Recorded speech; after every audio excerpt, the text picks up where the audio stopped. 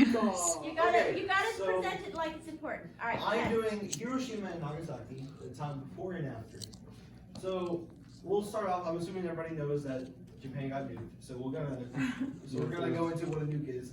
Well, first of all, they're very powerful. The nuke that was dropped on Hiroshima, the little boy, is equivalent to about 75,000 tons of TNT, just like all exploded at once. When the Fat Man that was dropped on Nagasaki was like 120,000 tons of TNT just exploded at once, which is like a lot. So how they work? So basically what happens is a neutron is just spat out really fast and it splits an atom, and when that happens, each atom that splits drops like 2 neutrons, so like it goes out and then now it's a chain reaction where atoms just split. And so when that happens, it requires a lot of energy to do that, and that's how this huge explosion is made. So like in Japan, like before the war, so during the 1930s, there was this depression called the Shower Depression. The economy was at like an all-time low. There wasn't a lot of very expensive clothing there that a lot of people had because nobody could buy it. The military was very strict. It was, Japan in this time was I think it is still now, it's a very military-run country. The military is almost a lot more powerful than the government is. But, so like I said, the economy wasn't great, and a lot of times people were forced to work even though there was almost no pay during this time, and a lot of the military just really needed them to work. And again, people weren't getting paid, so they had to eat stuff like raw radishes, and it was not good. It was not a good time. So life in Japan during the war honestly didn't really change much, other than every time they saw like a plane go over, or every day they would have nuke sirens go off, like warning, like to practice with a drill if there was, which. Well, we never knew about atomic bombs. It was just bombing runs. Yeah, bombing runs and stuff.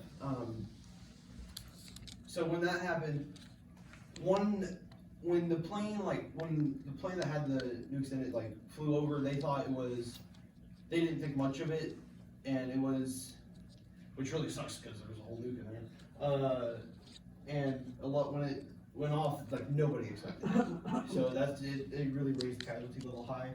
But during the war, the livelihood was still pretty bad. Nobody was getting paid. Everybody was getting forced to work. People were being forced to join the military. It was just tons of awful things. So what happened? So why did we join World War II? We joined World War II because mainly because Japan decided to, Japan, they went on bombing run on Pearl Harbor, and that was where most of our Navy was docked. So they wanted to really hurt our military, so that if we were to go into the war, and we did after that, we wouldn't have as strong a military as we did then. So we didn't want to join the war at first because we were still trying to rebuild from the Great Depression, and that was just awful. And so a lot of the media focused on World War II as like with the Nazis and in Germany and stuff, but Japan was a huge part in it. A lot of the really eastern countries were a huge part in helping Germany. So they called that the Pacific War between the Allies, mainly the U.S. versus a lot of the eastern countries. So Harry Truman this was at like 1945, and the war was almost over. We've pretty much already beaten Germany. So, and Germany and Japan were allies at the time. So Harry Truman said that if we wanted to end this Pacific War between us and Japan mainly, then we need to just show that you can't mess with us. And we couldn't do that by invading, because if we did, it would just be a gruesome like set of battles. It would be awful. A lot of American troops would die. A lot of. I'm picked to present over there. I don't have a presentation now. Were you supposed to be in there because your name was in the as well? Oh, I thought thought he was with me. You're getting to. Oh, you're getting deported.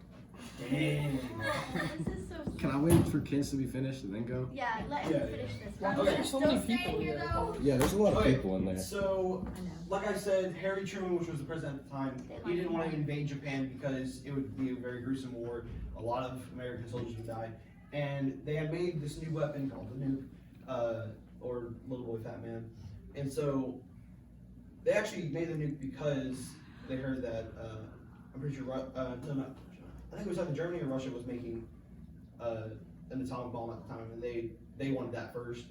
So they made it, and by the end of the war, they wanted to just completely end the Pacific War.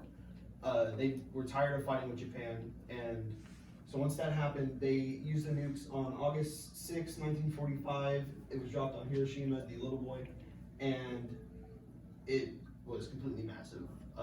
Nobody was expecting it at the time because the war was almost over, and a lot of the casualties were due to just directs in the vicinity of the nuke, but a lot of it was also just from cancers afterwards. People are still in effect from the nukes.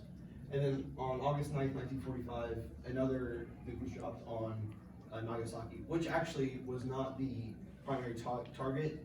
It was this other city called Kokura, where that was where their main, those were a lot of their oil was, a lot of their natural resources were, and they wanted to deplenish that so they couldn't make much money anymore. So they couldn't fund the military. Just a lot of chain reactions happened if that went down. So, but they didn't go to Kokura because it was allegedly too cloudy on that day, so they couldn't see if they were actually going to hit Kokura or not. So they went to the secondary target, which was Nagasaki. How close are Nagasaki and Hiroshima? Well, so in Japan, Nagasaki is, so they have the island here. Nagasaki is like in the southern part, like really southern coastal part, Yeah. and Hiroshima is northeast of that. Where is like Kokari, whatever? Kokura, I'm pretty sure it's either northern or in the middle of Japan. I think it's northern Japan though. For Nagasaki? No, for Kokura, the original target. If not there, then I'm pretty sure it was actually not thinking about it, it's probably the middle in Japan. So yeah. So life in Japan after the nukes, but like I said, cancer just has been spread out. The cancer rate went up after the nukes, and a lot of people have been mourning because of that. And so after World War I forgot to mention this, which sucks because it's a big part. But after World War I, Japan joined the League of Nations, which basically said, hey, you can't invade land. But they wanted to, and they got ties with Germany because they wanted to take over the world too. And so then they formed an alliance and were like, hey, let's try to take over the world together. And when that happened, that's when they tried to own America. So basically, they were in the League of Nations, and they didn't want to be in the League of Nations. So because a lot of the nations in the League of Nations was very not very happy with them. They didn't want them to have total control over how their government is run. So what America decided to do, they decided to put in their own government and economy in there, in which that just spiked up like crazy, and they kind of evened out. So like it went up, and now it's just staying steady. And due to that, a lot of car brands are from Japan, such as Mitsubishi, Honda, and Nissan, and just a lot of TVs were made, video game companies like Nintendo was made, just a lot of things have been great for Japan after America kind of changed how they worked. And after that, it's been better. And so the casualty count, I'll add that real quick. The casualty count in Hiroshima was 75,000, and Nagasaki was 120,000. That was just like not immediately, but after a couple days, that was about how much the casualty count was, which is a lot. So yeah, that's pretty much it. These are my sites. And then thanks. Okay, who's going next?